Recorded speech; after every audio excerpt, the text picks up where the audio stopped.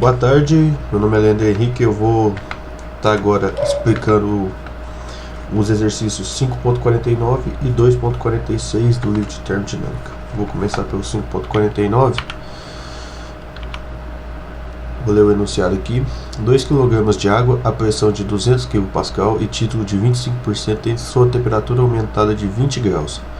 Determine o trabalho realizado e o calor transferido nesse processo.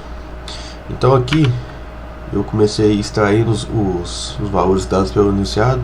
Massa de água igual a 2 kg, pressão igual a 200 kPa, título de 25% e a temperatura se eleva a 20 graus.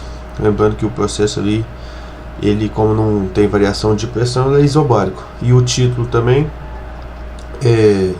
você pode lembrar, né, o título é a taxa de vapor que tem no sistema, a fração de vapor do sistema.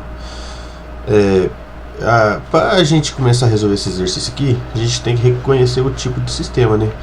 Aqui fala que é um sistema onde a massa não vai variar, vai ser apenas transferência de calor e trabalho. Então a gente vai aplicar a equação de energia, a próxima que eu vou usar mais para frente. E também a gente reconhecer que o processo é isobárico, a pressão dele é constante. Então eu consigo utilizar a equação lá do trabalho, de MP, que varia nos volumes internos. Após isso, eu preciso de analisar o estado, que ela vai ter dois estados, né? O antes da temperatura, do aquecimento de 20 graus e após o aquecimento, né? E também lembrando que no estado 1, a gente vai ter duas fases, líquido mais vapor. Para começar aqui, e eu conseguir fazer os cálculos mais para frente de energia interna, eu vou utilizar a fórmula de título para possibilidade específica. Então eu vou utilizar a fórmula de título para encontrar o valor do volume interno e da energia interna no estado 1 e no estado 2. No estado 1 eu utilizei a fórmula de volume interno, que é o volume líquido, mais o título, que multiplica o volume líquido mais vapor. Então tá descrito aqui, deixa eu passar o cursor aqui em cima, que é essa fórmula aqui, que deu esses resultados. Lembrando que esses valores foram obtidos nessa tabela B.1.2 e os valores para energia interna foram obtidos aqui. Aqui também foi pegado da mesma tabela. Após isso, eu analisei a temperatura final, né? Que seria para 200 kPa, a temperatura de saturação seria 120,23, mais a elevação de temperatura de 20 graus, eu tenho que essa temperatura final é de 140,23 graus Celsius. Agora eu vou analisar o estado 2, que é o estado de vapor superaquecido. Por que eu sei que é vapor superaquecido? Porque para 200 kPa, a temperatura acima de 120,23 já me considera um vapor superaquecido. Como eu não tenho a temperatura de 140,23 na tabela, a gente fez uma interpolação para encontrar os valores tanto do volume interno do estado 2 quanto da energia interna do estado 2. Aqui eu só substituí os valores, peguei na tabela e deu esses resultados aqui.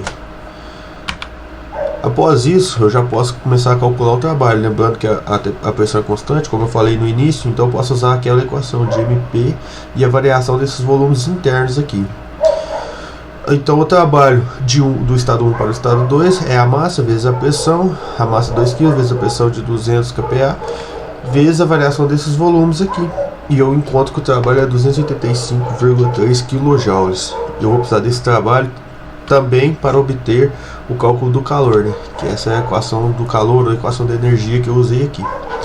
Que o calor de 1 para 2 é igual a massa vezes a variação das energias internas mais o trabalho que foi realizado do sistema.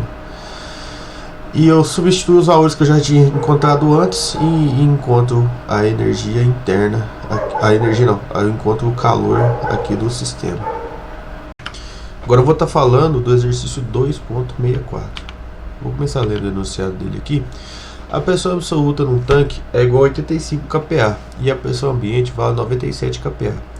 Se o manômetro em U, que utiliza o mercúrio da densidade específica de 3.550 kg por metro cúbico como fluido barométrico, for utilizado para medir o vácuo, qual será a diferença entre as alturas das colunas de mercúrio? Então, para começar a resolver esse exercício aqui, eu extraí os dados que estavam no enunciado a pressão do tanque 85 kPa, a pressão atmosférica 97 kPa, a densidade específica do mercúrio 3.550 kg/m3 e a gravidade 9,80665 metros por segundo ao quadrado. O ΔH é o que a gente procura nesse exercício. Então, para começar a resolver esse exercício, eu preciso do princípio físico, que é o da variação de pressão, que é igual o ρ, que é a densidade específica do mercúrio, vezes a gravidade vezes a altura.